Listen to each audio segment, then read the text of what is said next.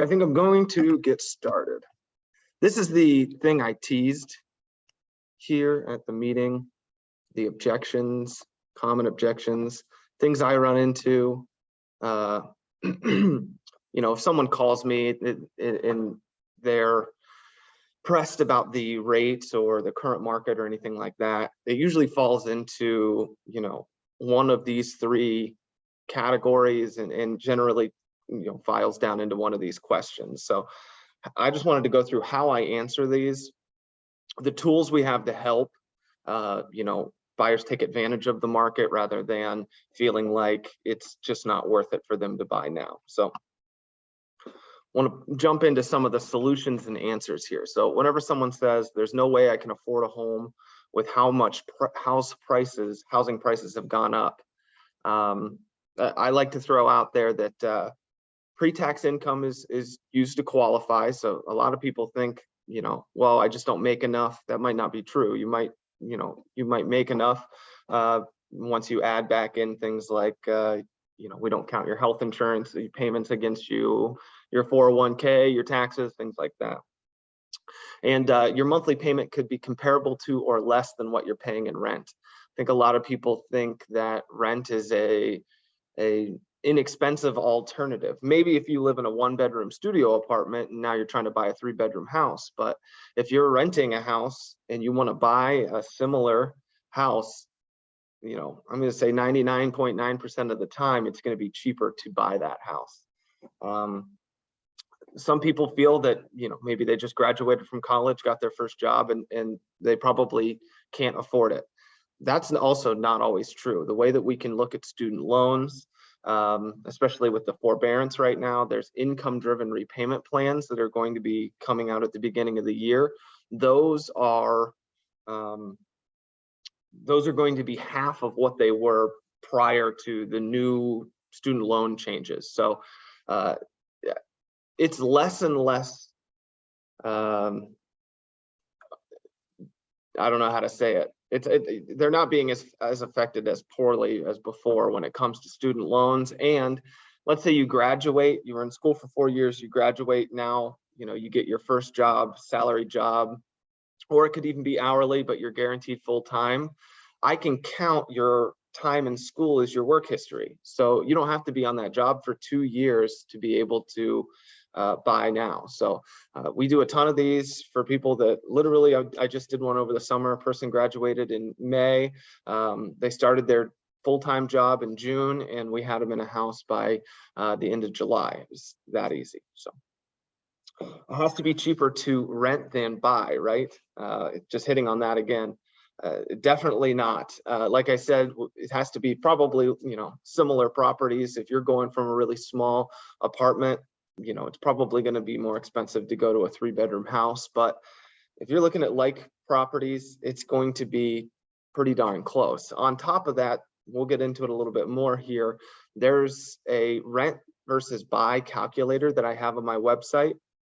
It's going to show you how much you're losing in equity by not purchasing sooner rather than later, regardless of the market, regardless of the interest rates. It's always going to be better to buy now. When you think about rent versus buy, the rent you pay is covering your landlord's mortgage plus the equity that they're getting in the property that you're missing out on. I like to think about it like that. It's something you're missing out on, plus all of the value that goes up in the property over time. If you look at it as, the money you're losing over time versus, oh, well, at least I don't have to worry about things like, certain utilities or if the furnace goes out or something like that, you can see how it compounds like interest. It's truly an investment. I got kind of funny with these ones. My cousin said it's a bad time to buy because interest rates are high. Yeah, historically rates are about average. Are they high if you just now started watching the rate market in the last 2 years? Yeah, frankly, by comparison, they're going to be high. Now, they were the lowest they've been in modern history over the last 2 years. So I don't think it's really fair to compare them to what we were experiencing in 2020 and 2021. If you look at, a historical average, we're right there. If you look at the last 30, 40 years, we're actually still pretty low. Anyone or anyone's parents who bought a house in the 80s, 90s, they're probably telling you their first rate was somewhere in the teens. So, rates always go up, they go down. I don't think that it should be something that's truly determining whether or not you're buying. And you can always ask Chris about your refinance options. I saw on the news that rates have doubled. Shouldn't I just wait to buy? Well, I'll get into that a little bit more, but it's just harping on that. Investing in yourself now is always the best. Take advantage of the property value going up over time, the equity you're going to be putting into the property. A lot of people have a hard time visualizing it, but your house is your savings account. Your down payment isn't a fee. It is you moving 3.5% or however much you're putting down into a savings account that's in those walls, that's in that house. So I try really hard to explain it and kind of turn it on its head for buyers so they can see, oh, okay, my money's going somewhere. I'm not just being charged this to be able to purchase the house. I'd love to buy now, but my budget has gone way down because of the recent rate increases. Maybe we can look to get the seller to contribute towards buying down your rate and increasing your purchase power. So I think that's a big thing that really plays today with a shifting market, especially in lower price points. You're going to see more seller credits. I'm seeing a ton of them right now. I did 4 deals in the last week. All of them had seller concessions, and I love that. That gives me tools to help the buyer, and we can work around how we do those seller concessions. Your buyer could actually offer a little bit more in exchange for some seller concessions. The seller, they get the same bottom line. They're not mad about it, rather than taking maybe a price reduction or something like that, throw some seller credits in there. I can buy the rate down a ton. That is the bulk of what this class is going to be about. So that's something to look forward to here. Just going to move this over. I have good income, but I don't think I have enough saved up. We have options there. If you have good income, but you just aren't a big saver, and we're looking for, different ways to come up with a down payment to pay the closing costs instead of just, your regular checking or savings, we can look to do down payment assistance. That is, capped on income. So if you have really, really good income, probably wouldn't be able to qualify for that. And there's a minimum credit score of 650. So we're going to need to fall within those guidelines. But assuming you do, we can get you some assistance there. You can receive a gift from a relative. A lot of people, they don't realize that they can touch their 401k money.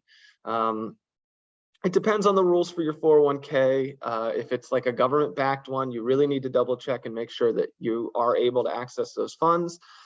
Usually they're capped on just how much you can access before you're 60 years old. And, sometimes even they will reduce the fees or eliminate the fees for touching that money if you're using it on your first home purchase. So I think some people, whenever you ask them, okay, well, let's say $10,000, just to use a round number, we need $10,000 for closing. Where's that money coming from? And they think, well, I only have 4 in the bank. There's nothing I can do. If we have a 401k, you might have more than enough in there and you just didn't realize it. The life insurance, that's for your probably higher end buyers. They can access their life insurance and get a loan against that to use for a down payment. You might see that more with your investors who are looking, to come up with some cash to buy just another property to add to the portfolio. I want to buy, but all my money is tied up in other investments. That's a common one. I run into that one a lot. You have some options there. Bridge loan, I've covered that one before. It's literally a loan on the equity you have in your current property to put a sizable down payment on your next property, or a home equity line of credit. That's a great one too. It's kind of funny, not to sell against myself. I don't have home equity lines of credit. I don't sell those. I don't have those in my portfolio. So I'm actually recommending in certain cases, if it makes more sense to go that route, that people go to another lender and get a home equity line of credit. But I've worked with investors. I literally said, go get this home equity line and we'll take that money, we'll put 25% down on another investment property and expand your portfolio. And they thanked me up and down and came back for, you know, their next 3 deals after that because I helped them out. I have 3.5% for a down payment, but can't produce funds for closing costs. That's the other thing where seller credits can really come in. We can use the seller credits to take care of some or all of those. FHA is super, super lenient on it. They can give you up to 6% of the purchase price to use towards closing costs, prepaids, or points. For most, if not every deal I've ever done, 6% is going to be way more than enough money to cover all those costs. You'd be able to buy your rate down and pay for most of those closing costs, if not all of them. So it's, you know, it's out there in a market where things are shifting a little bit. Buyers are getting a little more leverage. There's a little more negotiating going on. It's really good to know just what tools you have. So we'll hop into that. So the first thing is seller credits. What can seller credits be used for? So you're going to hear temporary buy downs thrown around a lot right now. I'm going to get into the actual math on those today. I'm going to talk about what they are, why you would use one, how we calculate them, and, you know, kind of some alternatives to them, such as interest rate buy downs. That's points. If you ever hear anyone say discount points, anything like that, they're referring to taking some money and literally buying down with additional closing costs the interest rate. So you lower your lifetime interest, you lower your monthly interest, you lower your monthly payment. Seller paid PMI, that's an interesting one. We don't run into this a ton, but it's a good thing to know you have. If you have someone putting less than 20% down, they're going conventional and they're going to have PMI, the seller could kick in a couple $1,000 and pay that PMI off for them. So that might be an incentive that a seller throws out there. You know, if you have a listing and you want to incentivize people to buy, you know, could be to fund a buy down program, pay off your PMI, something like that. And it probably is only going to be a couple $1,000 to do so. And then seller paid closing costs fall into different percentages depending on the program and how much you're putting down. I talked earlier about 6% for FHA. Conventional is 3% in most cases. For 20% down, that bumps up to 6%. And then I believe it's 25% or more down, you can do 9%, which is crazy. We would probably never run into any seller contributing 9%. But for all your buyers out there, I hope that happens. 2% for investment properties. That's kind of one that investors don't like, but it is a rule. We cap out at 2% on all concessions. So something to keep in mind. And then 4% for VA. So not quite as hefty as FHA, but still sizable. In most cases, it's going to take care of all of your closing costs. All right, so temporary buy downs. This program is basically you get a seller credit and they are going to use that money to reduce the interest rate by 1% in the first year, or we have 1% in years 1 and 2, or how about a 2-1 buy down? That's 2% in the first year, 1% in the second year, or 3-2-1 buy downs. That's 3% in the first year, 2% in the second year, 1% in the third year. Wow, I'm sure anyone that's listening right now is confused because that's a lot of numbers. So I wanted to kind of go through what that looks like. The best example I can have here is kind of running through how we calculate it. So if you're looking at a 2-1 buy down program with the current interest rate at 4% on a 30-year loan. So if they were going to buy right now, in this example, they would get a 4% interest rate and no buy down program is applied. Just for the example, we're looking at a $230,000 loan. So the principal and interest payment on that is $1,098. For the first 12 months, this is a 2-1 buy down program. So for the first 12 months, the interest rate gets reduced by 2%. So their interest rate is going to be 2%. 2 minus 4, 2%. There's a difference there in the interest collected, obviously, between charging 12 months at 4% and 12 months at 2%. The principal and interest actually changes to $850 per month for that first year. That difference in payment is $247.94. When you annualize that, multiply it by 12, that's $2,975. That is how much that costs. So the seller is contributing just shy of $3,000. We're taking that and we are going to use that. It's going to go in an escrow account, literally going to be put aside, and then they're going to apply that money to the difference in interest. The buyer's happy to do it because their payment literally went down by $250 a month for that first year, eases them into the payment. For the second 12 months, it's only reduced by 1%. So instead of 4, we're now 3%. The principal and interest changes to $969, and that's a reduction of $128 per month in payment. So it's reduced by $1,540 for that second year. When you add those two together, that's how you come up with the total needed from the seller. So whenever we're trying to determine how much a buy down is going to be, we have to calculate how much interest is lost by reducing the interest rate down. Once we derive that number, then we know how much the seller is going to need to kick in. What I generally say is, if you can get 2%, you'll be able to fund that 2-1 buy down.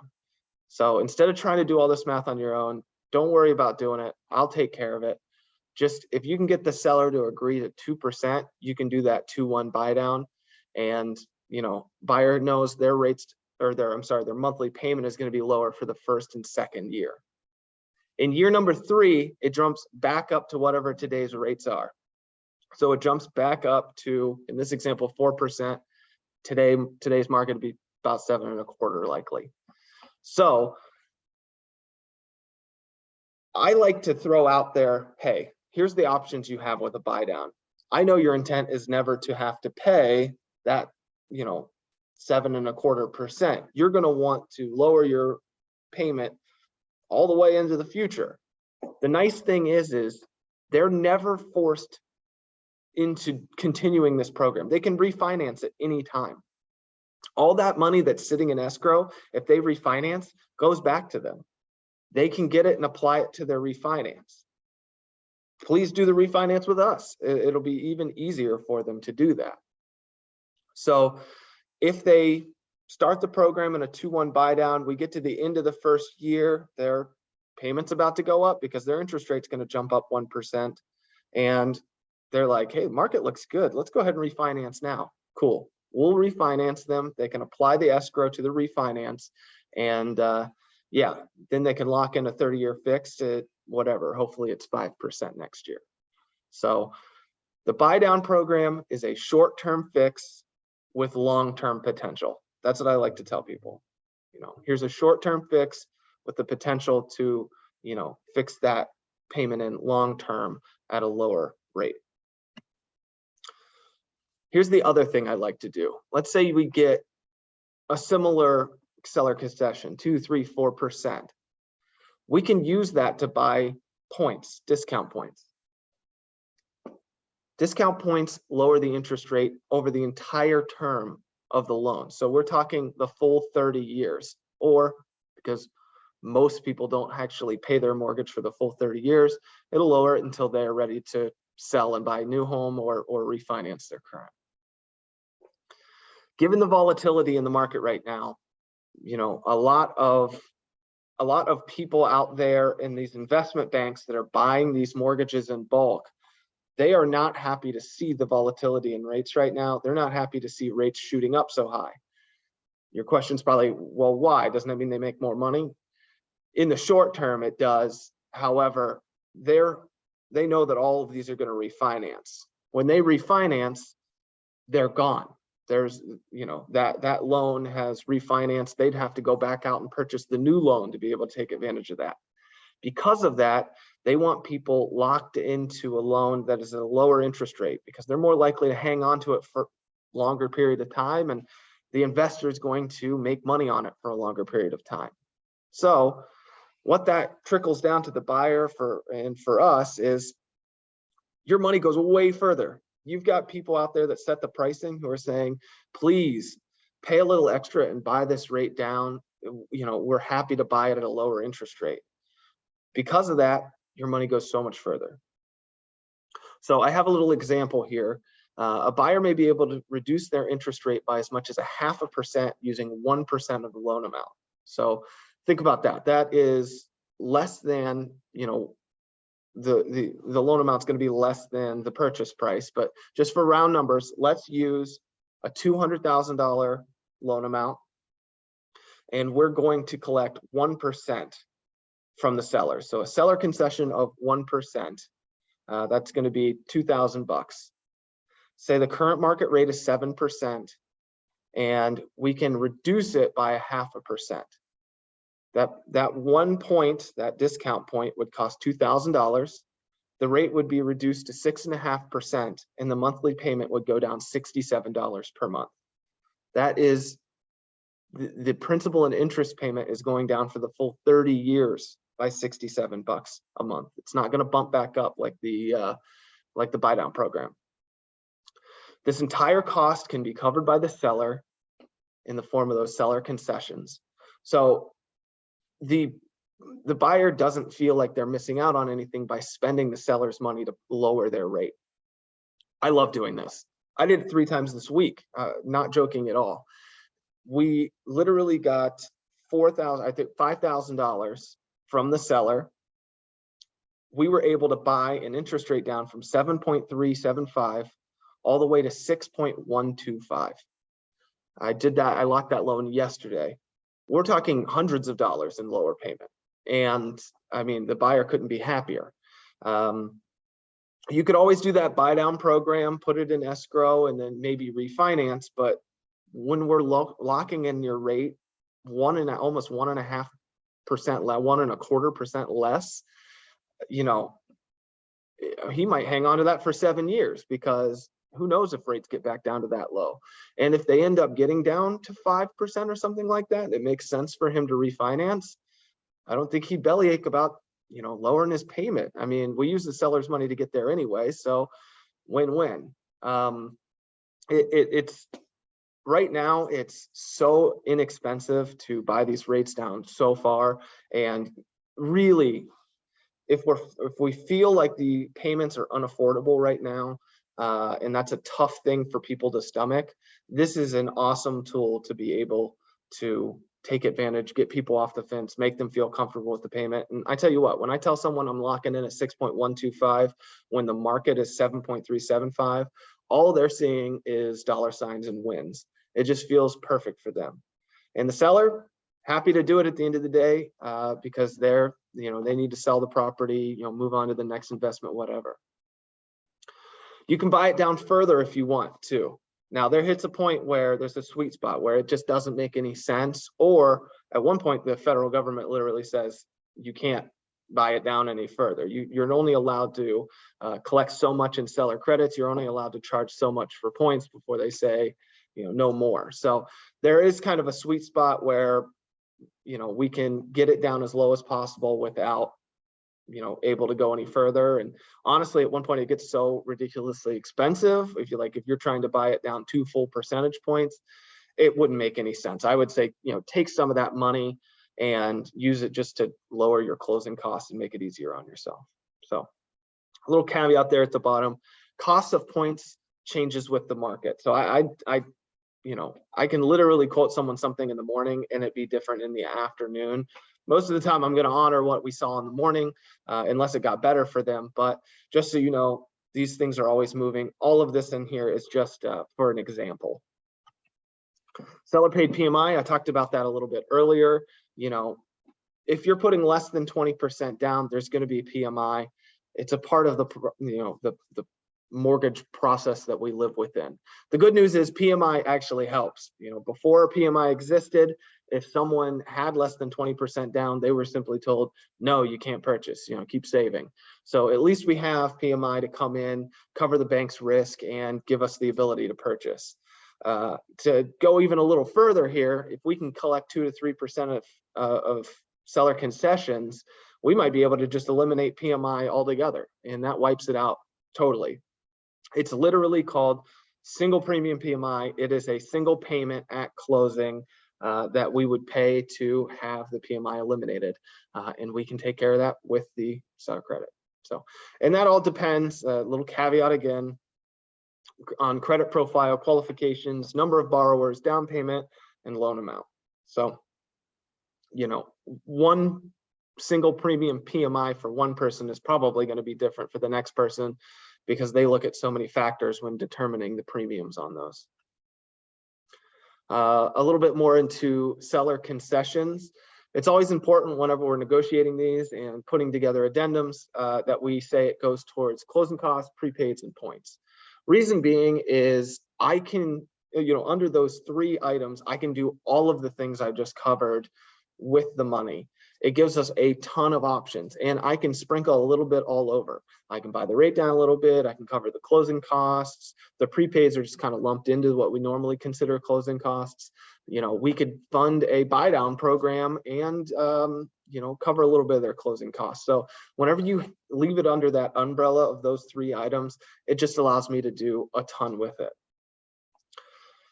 So seller credits don't necessarily need to come out of the seller's bottom line. I run into this a lot as well. Seller says, I absolutely want 150. I want to walk away from this deal with 150 and I'm not taking anything less. But we need a little help with closing costs, or we need to buy the interest rate down a little bit. Well, what if we bump the the purchase price up to 152 and then ask the seller to kick in 2,000? Most of the time, seller doesn't care. They're getting what they wanted. They get their 150. And what are we getting? We're getting the 2,000 bucks that we need to help out with closing costs. I just did one the other day. They offered $4,000 over asking. The seller kicked in a $4,000 credit. I used that $4,000 to lower their interest rate by 1%, 1 whole percent for the life of the loan.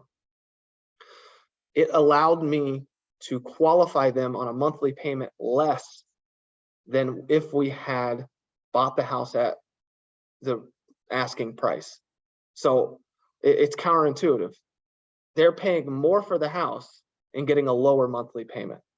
And it's because those seller concessions are buying that interest rate down so far below market that their monthly payment went down. It went down like $100 bucks. It was like a win-win-win. Seller had to ask me, reiterated like 3 or 4 times just to make it clear that I'm paying more for the house, but my monthly payment's going to be less, not only for 1 year, but for the life of the loan, as long as I have it. Yes. And, right now with the ability to collect seller concessions, let's do it. That sounds like a win for everybody. And, let's take advantage of that in the current market. If everybody feels like they're winning right now, you're more likely to get your deals accepted and get people in homes. So the one catch with that is that the property has to appraise at the higher value. The reason I throw that out there, if you're paying $2,000 over asking and getting a $2,000 credit, we're pretty unlikely to have the appraiser balk at that. They could, every appraiser is different, but very likely it comes in at value if the comps are there. If you're trying to do tens of thousands of dollars over, now we have to really worry about the comparables being out there. We want to make sure that what we're offering top line is truly what is comparable in the market. The appraiser's job is to appraise the property, not match what we have on the purchase agreement. So it's something to keep in mind. The appraiser doesn't have to honor that purchase price. They can come in lower. I'm sure everyone has experienced that before. It's my least favorite phone call, but I have to say, hey, we appraised under the purchase price. we're going to have to lower the numbers to the appraised value. What happens then? Most likely, either the seller's credit goes away or the seller agrees to drop the price. So that's the one catch. I would definitely make sure that if we're going to go with that option, that the value has to be there. It still has to make sense as far as an appraised value goes. Oh, and the other catch is the monthly payment can sometimes go up a little bit. Honestly, though, if we're getting the seller concessions, we're going to buy the rate back down to get it, if not dead on where we were before. We could even get it lower, and then we're going to cover some of their closing costs anyway. So it'll feel like a win for the buyer. Rent versus buy. I'm sure that this is, a conversation everyone's having, especially right now. Although rents nationwide continue to go up wildly. So I hope people are still of the opinion that it's better to buy than rent. But if they want a visualization of what that looks like, we have it. So there's the link. It's probably easier if you go to my website, www.ccmbullock.com, and you can go to resources, calculators, rent versus buy calculator. So that's going to kind of show you what you're investing in yourself, in the property, the savings account that's in the walls. That's a little thing I like to say. And you can see the value in the property. You can see the investment in the property, I should say. So here's kind of a visualization of that. Now, what I plugged in here, it's a $250,000 home. They're putting 5% down. Taxes are $5,000 a year. Insurance is $100 a month, and it's a 7% interest rate. So that's comparable to what we're seeing today. And we're comparing that against a like property where the rent is $1,600 per month, and they're paying $200 per year in renter's insurance. You can see the value they're getting over time by buying over renting. They're going to sink close to $800,000 into rent versus buying the house. That's with a 7% interest rate too. So if people are worried about the rates being high, it still makes way more sense to go this route. They'll save up to $303,000 by buying instead of renting. And here are the factors that they're taking in with this. So the one thing I like to say is renting versus buying. Buying isn't necessarily for everybody. What do I mean by that? Well, some people, if they move a lot, if you're only going to live in this property for a year, it's not going to be worth it to buy, frankly, because you're not going to realize the investment on the property till far down the road. Now, some people might have taken advantage of that over the last couple of years. Their property maybe, went up 20, 30, 40% in value. And yeah, buying that house and living there for a year didn't end up working out for them. But historically, you're going to want to live in that house for the next 5 to 7 years to realize the actual investment in the property, to actually get your money back and then some. And this kind of breaks down over 10 years, an increase in appreciation, the cost of buying versus the cost of renting, the big cost being the mortgage costs, your taxes, insurance, and then there's tax savings too. I mean, you can save money by owning a home. So yeah, that just kind of shows them what that looks like. And yeah, like I said, I just want to make sure it makes sense for people. Some people, they want to buy a house because they want to say they bought a house, even though it doesn't necessarily make perfect sense for them. I just want to make sure that they know, hey, all of these investment tools I'm speaking of require time. I would never say that buying your home, unless you're a real good flipper, I wouldn't say that living there for 1 year is necessarily going to be a windfall of cash for you. But if you do it the old-fashioned way, yeah, it's going to work out. And then just a little bit about the current market. It's really good to kind of have a niche that you're good at. People still need homes. We need to sell them and finance them. And people are out there looking for a deal. And where does a deal pop up in a market that's kind of shifting like this? Specialty products, honestly. I've gotten more calls on renovation than I have ever have before. Why? Because these houses are sitting a little bit longer. If they're, not in the best shape, well, the sellers aren't able to just get them, unload them to the next investor. They're having to sell them to people that want to buy them and live in them. Well, if someone's going to live in it, they want it to make it theirs. And guess what? We have a renovation program to do that. Construction, same deal. We can do construction. If there's a piece of land, someone wants to develop a property, we can finance the construction of the whole thing. Investment properties, I put that in there. It's kind of a caveat because, most of your investors probably are out of the financing market right now. They're probably still buying a ton, but they're paying cash for everything. So, if investors need financing or they want to take advantage of financing to expand their portfolio, that's something that we could do. Relocation, I've got a bunch of relocations lately over the last couple of months. I don't know if there's shakeup at work, or some workplaces are, announcing they're going fully remote, even post-pandemic, and people are moving to Ohio because it's cheap.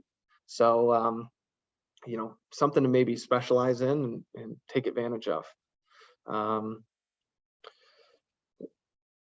Will all look like quality alternatives in the shift? Yes, all of these will look like good alternatives in the shift, and we can finance these types of programs. So, does anybody have any questions? Cool. Well, thanks for coming, guys. I appreciate it. I'll pass the flyers out around the office. So if anybody sees one, oh, something in the chat. Two in the chat. Oh, cool. Thanks, Ricky. I'll pass these out. So if anybody wants these, I know the math ones is confusing. I apologize if this was the most boring class you've ever been to, but I thought it was good to cover this stuff. And yeah, I'll try and throw it out there again and maybe do it again next month. So thanks, guys.